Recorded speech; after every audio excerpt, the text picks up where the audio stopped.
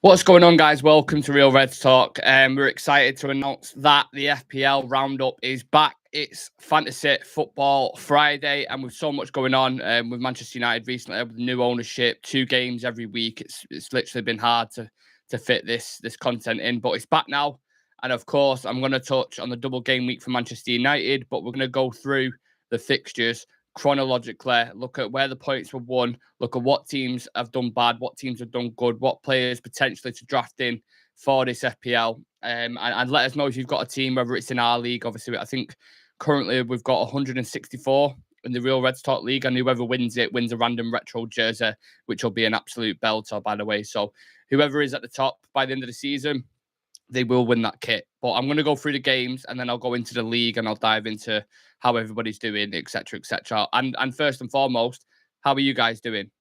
Big up Gonzalo. See you in the chat. Hope you're doing well, mate. Hope everybody's joining in. Are all good. So yeah, game week 22 kicked off with the Friday night football between Chelsea and Fulham. Lots of pressure on Chelsea and Potter to get a result after spending heavily in the January window and sitting ninth in the league. But Fulham, of course, having been, in fantastic form under Marco Silva, the score ended up 0-0, which meant the only points that was on offer essentially was a clean sheet for both teams. I think Kepa Arrizabalaga, however it is you pronounce it, managed to get 10 points as a goalkeeper, so relatively decent for him. And someone like Tim Ream could be a good option for Fulham. They're doing relatively well in terms of clean sheets. I think he's had a couple of goals as well. Very, very cheap option. Andy playing Nottingham Forest on the weekend as well. So that would be someone to have a look at, potentially bringing more points, save yourself a bit of money, maybe for another, if you want to double captain Haaland or whatever it is you're kind of looking at. Everton versus Arsenal featured in the early kickoff. New manager, of course, Sean Dyche was looking at to start with a bang, and that's exactly what he got. Not that kind of bang, you dirty-minded people. Solid, organised performance from Everton. The first clean sheet since they played Fulham at the end of October. And to do it against the current leaders, Arsenal as well.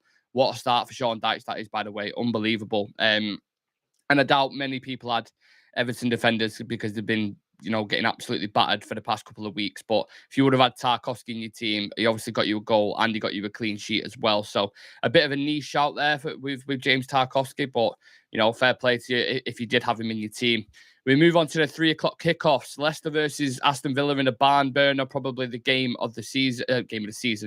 Getting way ahead of myself there. Probably the game of the weekend, excuse me. Maddison, Iheanacho heavily involved with goals and assists. Ollie Watkins with a goal and assist for Aston Villa. 8 goals and 4 assists for Maddison so far in a pretty shit Leicester team, which is pretty impressive, isn't it? It's not too bad. Brentford put Southampton to the sword with a 3-0 victory. Berno with a goal and an assist. Ben Mee with a clean sheet and a goal as well, which puts Southampton manager Nathan Jones under severe pressure for the Saints.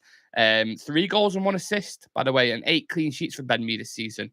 He's been absolutely fantastic under Thomas Frank, hasn't he? So, yeah, having a great season, Ben Mee. And again, another astute shout that you could have within your fantasy Premier League team. Now, let's see what the comments are saying. Where are you right now? What do you mean? I don't understand. Rashford, Prods, big up yourself, mate. Hope you're doing well. Yeah, let me know if you've got a fantasy Premier League team as well. I'm interested to see. Just got my Wembley seats confirmed. Block 112. Can't wait. Is that for United or Newcastle? Or is that a stupid question? I feel like that might be a bit of a stupid question. But regardless, well done on getting tickets because they're hard to get hold of at the minute. They're like fucking, Willy Wonka when they got the golden ticket. That's literally what it's like. But yeah, sticking with the games, the 3 o'clock kickoffs. Informed teams, Brighton and Matoma continue their wonderful form despite losing Graham Potter, Basuma, Ben White, Cucurella, almost Casido as well. Did I mention Basuma? Yeah, Basuma as well. The team's still intact. They beat Bournemouth at home 1-0. More points for them. And Matoma is absolutely killing it for at the minute. It seems like Brighton can have anybody removed from their team, done it, and they just replace it with gold. They just have that model, similar to what Atlanta do in the Italian leagues, similar to what Benfica do, similar to what Ajax do, these models where they find talent from around the world, nurture it, and then sell for like 10 times what they bought them for. That is Brighton's absolutely one of the best in the world at doing that, in my personal opinion. You're not in the normal place. Gonzalo is the GOAT, puts his tops in frames instead. Yeah, I switched up the if you see on YouTube, a couple of people asking on TikTok, I've switched up the background now. So it's it's looking a little bit, I'll give you a little tour. Looking a little bit better. You know what I'm saying? Just light up the room a little bit, make it look a bit more professional, etc.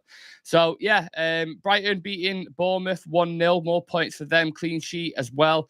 Again, Brighton doing really well at the minute. I think they're currently 6th in the league, 5 points behind Spurs with 2 games in hand as well. So they could even push. Look, it's a long shot. It's a long shot, but they could even push for the top 4 spot. Can you imagine Brighton in the Champions League? If they managed to get all of that revenue per year and they can invest a bit more money, I think the infrastructure there already is fantastic. I think the way they're running the club's perfect. They've got a good manager who's tactically astute. And the recruitment's amazing. So if they can get a bit of form behind them, they'd be all right, wouldn't they? Chelsea West Ham prediction. I was going to touch on that near the end, but I'll give you. I think a draw. I think you're going to get a draw. I'll both from Chelsea at Stamford Bridge, right? Or is it West Ham at their stadium? Yeah, I think it might be West Ham actually, and Chelsea away out there. So yeah, I'll say a draw. I'll say a draw. Yeah. So next move. I'll start again. Next, we move on to the feisty game between Manchester United and Crystal Palace. A game where, we went 2 goals up. Casemiro saw red, which then led us to conceding and literally clinging on for 3 points towards the end of the game. Of course, the mentality monster, Marcus Rashford, was involved with a goal and an assist. And with him being, my double captain, he brought the bacon home. And to be fair, a lot of people triple captained him. When I was looking back at the league, loads of people triple captained Rashford this week. So fair play to them. They obviously saw something. Rashford's been in fine form, and usually whenever we play Leeds, we absolutely batter him, don't they? So maybe they saw something in that, and we didn't batter him, but Rashford still got on the score sheet and got an assist, and got a goal against Crystal Palace as well. So he's a trustworthy man at the minute. He's the guy who's doing the job. And yeah, I'm happy with him. Like Dan says there, Rashford's been my captain for the last 3-4 weeks. Well, will you be switching it up though this week, Dan? Because obviously it's not a double week for United, is it? It was a double week for Arsenal and Manchester City, which I'm going to touch on very shortly. But first, I'm absolutely delighted to discuss the fixture over the weekend as well, which included Wolves and Liverpool. Wolves battered Liverpool 3-0 at Molineux, which leaves Liverpool 10th in the Premier League. It's mental. And Klopp with more excuses than points this season. Wolves' new signing, Craig Dawson, can hold his head high after getting a goal for them. I think it was on his debut as well. So he got a goal and a clean sheet on his debut, which you can't really ask more for, can you, from a defender, especially the money they paid for him. Like, Dawson's always gone for really cheap, 5 to 10 million, but he does a really good job. Them kind of signings are really underrated, by the way, bringing that experience and physicality to your back line. And the manager that they've brought in as well, just very quickly, Lopetegui, the quality of him, like, it shows the quality of the Premier League at the minute. To get someone, a manager who's won Europa Leagues with Sevilla, he's managed Spain, he's managed Real Madrid, and he's managing at the bottom of the Premier League, just shows the caliber within the Prem at the minute. Like, everybody wants to manage in there, every player wants to play there, and we're an absolute powerhouse at the minute, aren't we? So yeah, Craig Dawson's, I've always rated Craig Dawson. I just felt like he's a super underrated player that nobody really likes to pay attention to. But yeah, he's certainly doing bits for Wolves on his debut anyway. Let's have a look at some of the comments. My phone's ringing. Crashed. I captained Rashford, didn't triple captain him though. I'm thinking of going back to Haaland. Well, that's something, yeah, I might be looking at. I might be double captain Haaland, to be fair. I think he'll bounce back this week. I think City will bounce back, to be honest. Gone through a bit of a sticky patch at the minute, haven't they? And I think if they're to really catch Arsenal, they need to take 3 points straight away against Villa, which obviously isn't the toughest test out of 2 games.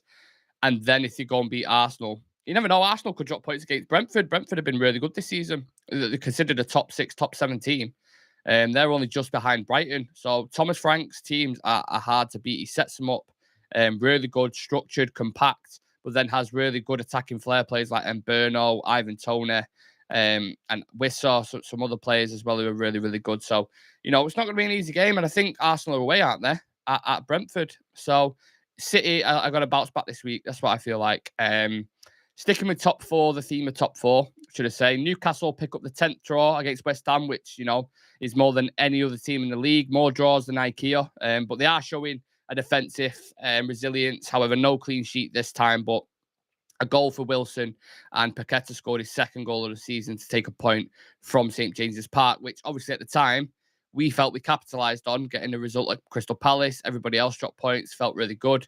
And then I'm going to get onto the Leeds game as well in a second, which, I don't really like going back over, but it is what it is. It's an FPL review, you know what I'm saying? So it is what it is. Nottingham Forest have been great at home this season. They beat Leeds 1-0 in a mega important game, which led to their manager, Jesse March, being sacked. So thank you for that, Forest. Had a bit of a manager bounce against us. Brendan Johnson continuing his good form with the only goal of the game. He certainly looks like a talent, and maybe he'll be snapped up in the summer. But for now, Forest are looking good, man. I think they're 13th or 14th, somewhere around that area. And don't look like they're going to be fighting relegation. But you never know in the Premier League. Things can change really, really quickly. So, yeah, happy for Forest, because I think Forest are a big club, man. You know what?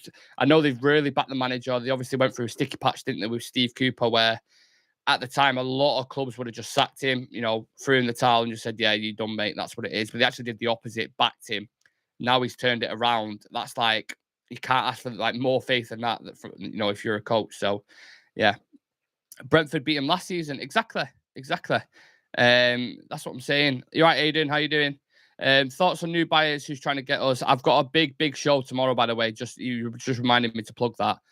Tomorrow, I've been up all night. I've literally, you can probably tell from the bags under my fucking eyes, but I've literally done research on every single person who are into buy United. So there's 5 suitors, and I've done some deep, serious diving into like the background, how they got the wealth, what got them into this position, the power, like the whole thing. I've absolutely done a deep dive into it, and that's going to drop tomorrow. I'm going to be live at 3:00 on YouTube tomorrow to go through that all. It's a big show. A lot of information's gone into this, a lot of research. I was up until like 5 a.m, doing some notes and stuff. So make sure you tune in for that. You don't want to miss that show, trust me. Back to the weekend's fixtures. So bogey team, Spurs beat current champions Manchester City in an impressive display from Conte's men. Worried for Manchester City though. A few players fell out of sorts. News broke about the financial issues that they've been breaking all sorts of rules, which has just caused mega speculation around the club, around the manager, around future players. And I am conflicted. I do think City will bounce back this week, but you think the amount of times that Pep Guardiola rotates, it's almost like you can't have City players in your team because they'll be in one game and then out the other. There's never no consistency. Like the last game they played, Kevin De Bruyne was on the bench. Kevin De Bruyne is one of the best midfielders on the planet, and he's on the bench. So how can you trust to have anyone? I think the only certified guarantees are Edison, really. That's it. Because he's even dropped Haaland before. So, yeah, I don't know what it is with City. We're in a bit of a mad patch, but I do expect them to bounce back. I really do. Are Bournemouth a yo-yo club or championship material? I have to be honest, and I'm sorry for people out there who are Bournemouth fans. I don't rate Bournemouth at all. I don't rate the fan base. I don't rate them as a club. They remind me of like a Pontings FC or like a Butlins FC. Again, it might be Bournemouth fans in one of 3 of them, but yeah, I'm not a mega fan of them to be completely honest. But they're not a bad team. It's just, you know what, like it's like a Norwich. You know what I mean? Look at Norwich. I'm not a fan at all. Norwich are a yo-yo club. I don't know what's the longest they've sustained being in the Premier League. Is it like maximum 2 seasons when he's under Dean Smith? I think. But anyway, less of the relegation kind of fodder in a minute. I want to chat about United. The last game of the week, a double for United. Oh no, so did I touch on United and Palace? I've not even spoke about United and Palace. Oh yeah, we have spoke about United and Palace. I touched on the Casemiro red card, Rashford scoring. Yeah, sorry, the last game of the week, a double for United against Leeds, which I was actually at the game watching that, which the start of the game was just sloppy as fuck. It was so bad. We was all over the place. We ended up conceding really quick. I actually missed a goal. That's how quick the goal went in. I wasn't even like paying attention. I was looking at the singing section next to me, and I can't remember what song it was. I think it was Rashford's that fucking "He's Born to Play in Red and White," and I was singing it like singing section, blah blah blah. And then I looked to my right, and everyone's just like, "Oh!" And I was like, "What's happened?" I was saying to my brother and my girlfriend, "What's just happened?" He was like, "Oh, they've scored." I was like, "Have they?" So I must have fucking missed that. Like I was completely in the clouds. Yeah, didn't see it at all. So yeah, they sloppy at the start. Came out of second half, exact same. 2-0 down, then we've got a mountain to climb. Obviously, being at Old Trafford, the atmosphere made us, like always, we get back into it. but couldn't solidify the win. Varane had a really good chance towards the end, but just missed it. So, look, Rashford getting points again, as always. Scored a great header. Jadon Sancho comes off the bench to rescue a point. And one player to watch for Leeds who I thought was really, really good was that Nonto. I think that's how you pronounce it. He was a winger for them. And he was causing problems throughout the full game. Nonto, yeah, he's been a bright spark for Leeds in a bit of a dark season. So, yeah, when the new manager comes in, keep an eye out for that player because that's someone who you want to nurture and that's someone who I would feature anyway because he looked a bit of a threat on Wednesday night. Looked like a really good player. So that's the roundup of the fixtures. And then we have to dive into the points that have won, don't we? So after game week 22, sitting top of the Real Reds Talk table, we have Sammy Sprinkler with 109 points this week, 1,423 in total. He triple captain Marcus Rashford. He had Ben Mee at the back, who obviously scored and got a clean sheet, and then Bruno Fernandes as well. So them three guys kind of picking up the most points for them. And don't forget, like I said, if you're still in that spot by the end of the season, you will win that random retro jersey. So, yeah, if you're first, you win it, and you'll get it delivered to your address, providing that you live in the UK. If not, we'll try to sort some form of international delivery out. Rest of the top four is filled by Kiati Kid. He's moved up to second, 106 points for the week, 1,409 in total. Again, Rashford, triple captain, Bruno Fernandes, vice captain, and Kepa for Chelsea with a clean sheet, 10 points for him. I don't know if maybe that could have been bonus points. I'm not entirely sure, but I'm guessing so because I think you only get five points for a clean sheet or 5 to 6 points. So, yeah, good shouts from Kiati Kid there and a great team name as well. Third, we have the legend team name Glazers Out, which I absolutely adore, with a whopping 116 points this week. Nonto, a great shout from him, a player we just touched on. And then again, Rashford is triple captain. It just seems to be a reoccurring theme at the minute. Loads and loads of people went for Rashford captain. And let's see who they go for captain this weekend because I think it's interesting. Arsenal and City in a double game week. So, yeah. Fourth, we have former first place Mahoon. Not a great week for him. 54 points in total. 1,376 points overall. Again, Rashford in the realm, but not captained or vice captained. Just regular Rashford. And Kepa with a clean sheet. So he's almost got half of the average points there. So not a great week for Mahoon, but he's still in fourth, like Newcastle. We move on to how the lads from the channel are doing. I'm going to gloat a little bit about this. I am the current highest out of us all, 20th in the league, 74 points this week. Marcus Rashford is captain. Mitoma, who were drafted in on just before, he got a goal, and Ben Davies got a clean sheet for me as well against Man City, which I didn't really expect, but we take him, don't we? We take him and move. The ever gloating Sam has dropped down to 26, so I'm above him now, just in case you're watching, Sam. That's for you.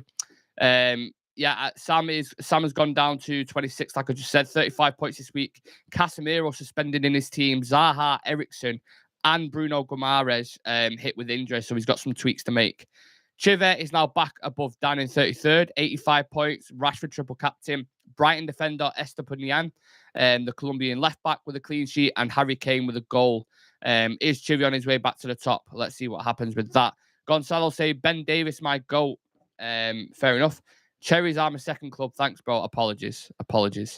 Yeah, I do apologize about that, but I have to be honest, don't I? You've got to be honest. You know what I mean? United versus Barca next Thursday, going to be tasty. Yeah, we'll have a live review for that on the channel. Do not miss that. That's going to be a big one as well.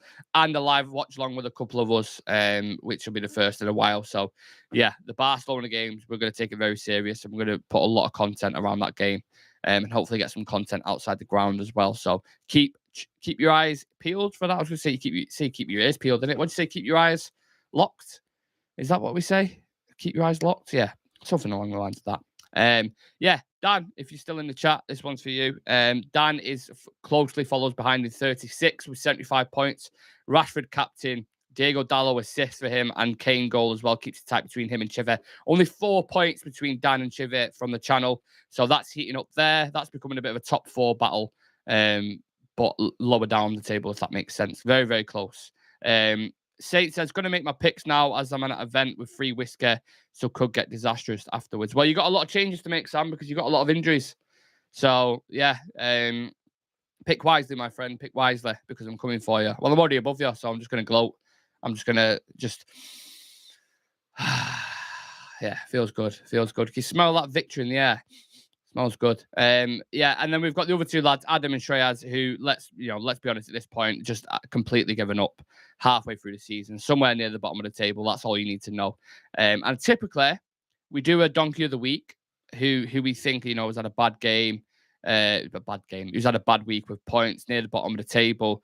And I would give it to someone who is near the bottom of the table. But you know what? I'm going to give it to Adam and Shreyas, but for being part of a fan channel and throwing the towel in halfway through the season. So if everyone can drop the donkey emoji for Adam and Shreyas, I'd really appreciate that. Just drop it in the comment section, because they've threw in the towel. They've given up. They're not at the races. They're not at it. They don't want it. So yeah, you guys are donkeys of the week. I'm sorry to announce that, but yeah, Shreyas and Adam, I'm on to you. Would you welcome Greenwood back? Nope, absolutely not. Moving on swiftly. Fixtures this weekend. So just a quick look ahead at the fixtures. Potential players to draft in. Just my personal takes, my personal opinions. Not sure what you guys think, but yeah, Leicester and Spurs could be a good game. 6 goals in the last 2 games, and Spurs are looking good. Putting a really good performance against Man City, so that could be a bit of a feisty game. Fulham host Nottingham Forest at home. Mitrovic been in a bit of a damp patch at the minute. I think he's not had a goal in 5 games, which is his worst patch so far this season. So could he bounce back? Good solid home game. Fulham are in good form against Nottingham Forest. I think he might get a goal in that, and I think Andreas Pereira as well could be involved with a couple of assists. So that's another shout from myself.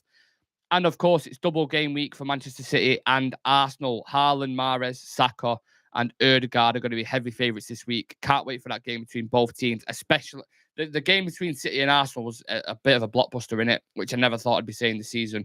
But that is a proper title scrap, that. And if City win that, it's pressure on Arsenal. The pressure might start getting to him, and they might actually crumble, which a lot of people are expecting. So, yeah, interested to see how that game goes down. We've also got another massive game in the Merseyside derby. Everton on a high after beating Arsenal, of course. Sean Dyche, new manager Bounce Tarkowski. He's absolutely flying with that win over Arsenal. So they're going to make it difficult for Liverpool. I do believe it's at Anfield, and I think Liverpool might bounce back. I think, judging from everything Klopp was saying, starting to get players back now. Firmino, Diogo Jota. They was firing away on all cylinders in training. And if you look at the attacking talent they've got, Diaz will be back soon. Jota, Nunes, Mo Salah, probably Cody Gakpo, who I've completely forgot to mention, Darwin Nunes. Like, they've got really good players. It just needs to click. I think it's the midfield, obviously, that's a massive issue. But I do think Liverpool will put a few past Everton. Just the hunch that I've got. It's just, my personal opinion. So yeah, or will Sean Dyche grind out another win? Will you go for any players in Liverpool's attack? Is it a bit of a risk? Mo Salah costs a lot of money on FPL. It's about 12 million, isn't it? Not really worth the risk. You could probably get 2 players at the minute who are in form, like a Matoma, or I can't think of anyone else, like an Almiron, let's say, for example, who you could get value for. Do you know what I'm saying? So yeah, it's risky to put a Liverpool player in because you don't really know what to expect from them at the minute, other than shit. So yeah, lots of games this week. Go get your transfers in. Make sure you're happy with your decisions, and let me know how you get on. I'm going to be keeping a close eye on the league, of course, as always. And I'm interested to see who you're in.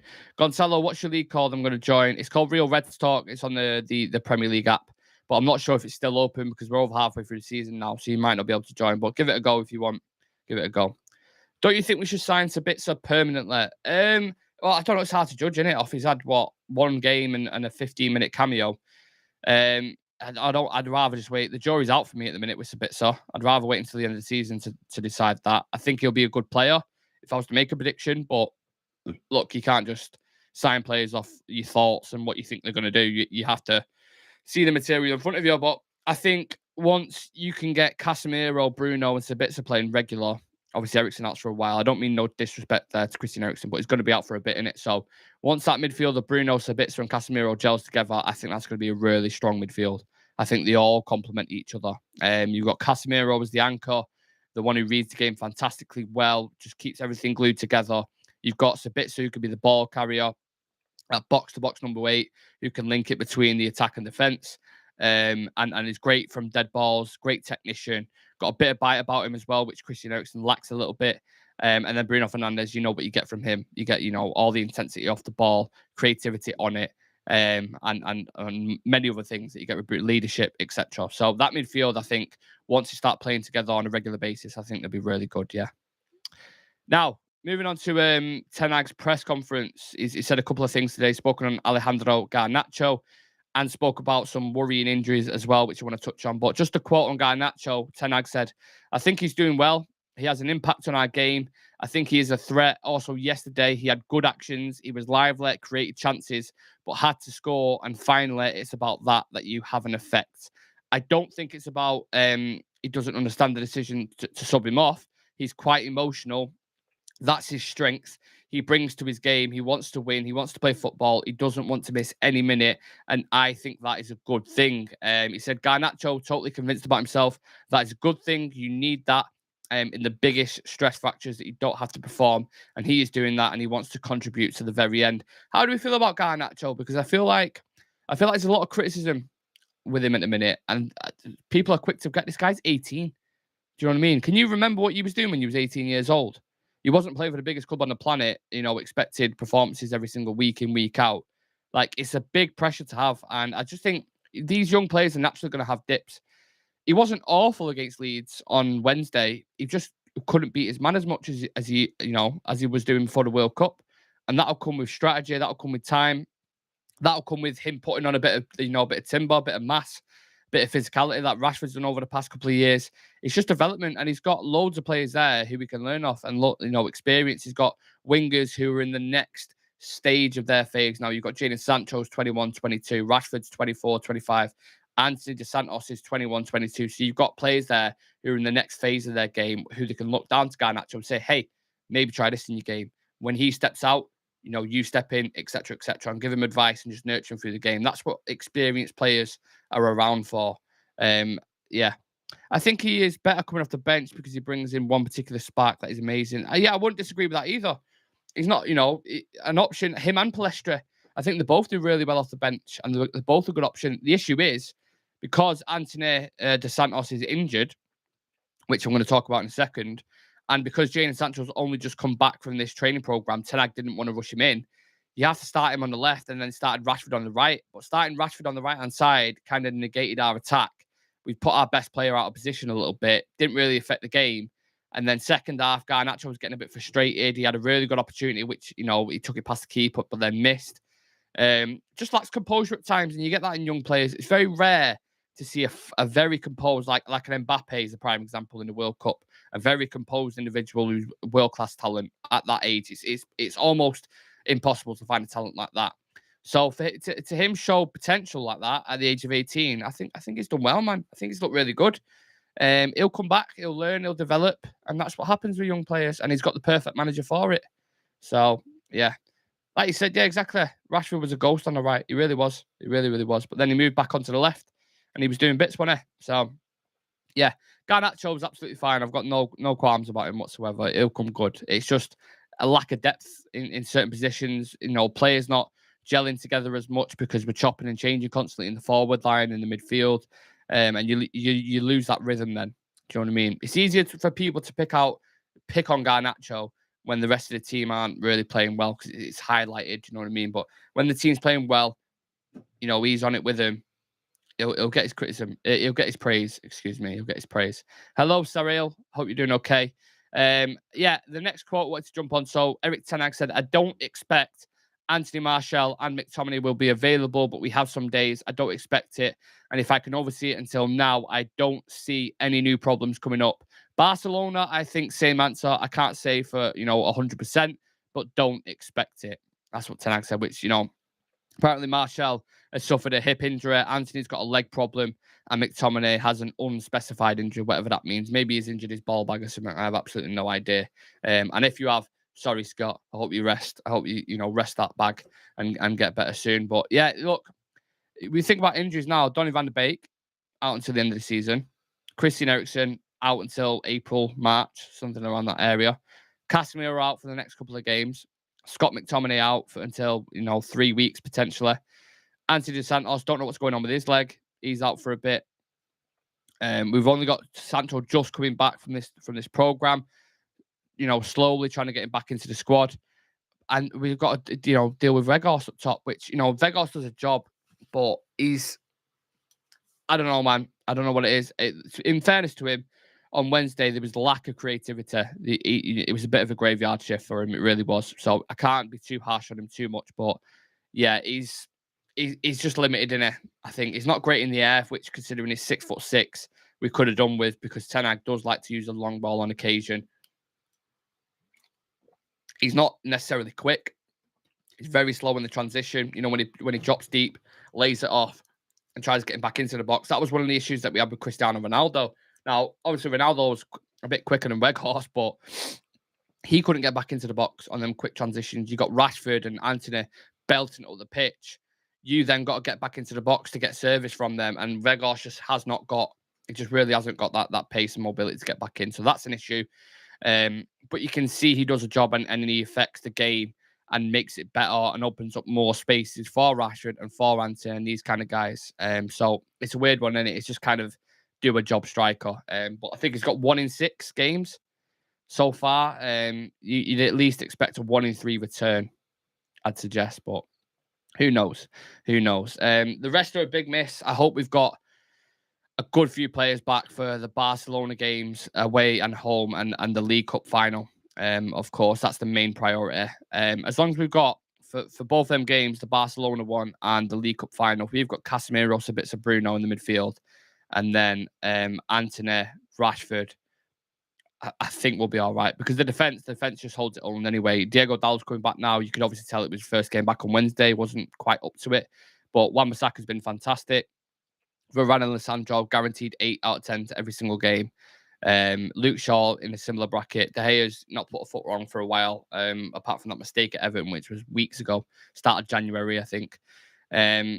So yeah, defense absolutely fine. I'm worried about the chemistry in the midfield, and I'm worried about the chemistry up top, and I don't want us to get out of sorts too much. And like Neil said there, Leeds midfield dominated as they did, and that was something I was talking about in the preview.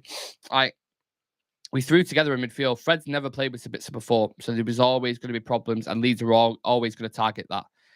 Especially the way they play. They play with a lot of verticality. Leeds. They press high, and they're organised, they're compact, and it just made it difficult straight from that. And I actually rate Tyler Adams, the midfield. I think he's a good. He had a good World Cup, and I thought he looked, decent for Leeds as well. So yeah, that's something we need to look at on Sunday, to be honest. Aronson as well. Yeah, the Americans underrated, man. They are really underrated. Excuse me. My throat's dry as fuck, man. Wow.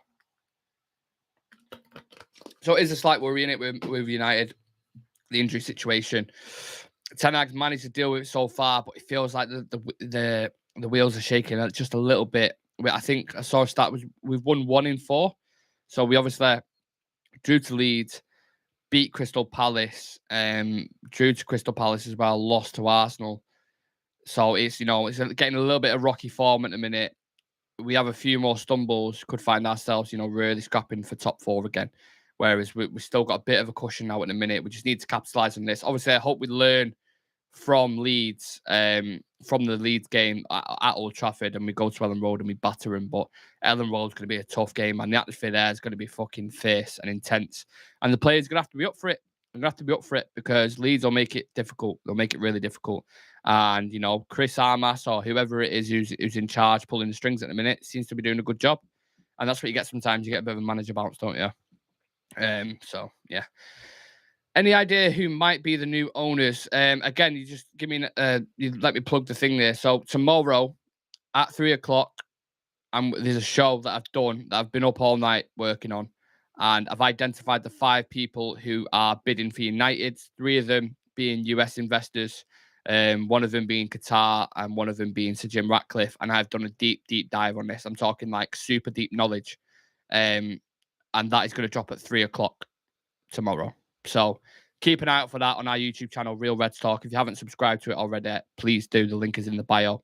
And yeah, it's going to be about an hour and a half long show, just who these buyers are, what the background is, how they came about the wealth, what they're planning to do with United, or what we've heard, etc., etc. So yeah, but yeah, obviously predominantly just today's show, guys, was about the FPL roundup, the fixtures this weekend, the fixtures that have just been, who potentially you could bring in, who you're going to sell, who you're going to captain. Let us know in the comments section because I'm super interested to know. And like I said, whoever wins our league, our Fantasy Premier League, will win a random retro jersey. So be sure to keep taking part and let us know your picks in your team. That is the end of the show, guys. Don't forget, we have 2 shows tomorrow. I just touched on one of them. One massive one on the ownership situation at 3 o'clock, who the 5 bidders are, what they'll bring, some real clarity on that. So make sure you join me. And then we'll have the Leeds preview at 7 o'clock as well with Adam and Sam. So do not miss that. Don't forget to subscribe to the channel, smash a like on the video, and get ready for game week 23 because there's some big games. Merseyside derby, City versus Arsenal, United away at Leeds. It's going to be a big week for football and potentially a lot of points dropped or won. So, yeah, stay tuned with us. Real Reds Talk. Subscribe, like, all that good stuff. Take care, you guys. Have a lovely weekend. Don't drink too much alcohol. Don't get too pissed. And I'll see you in the next one. Peace.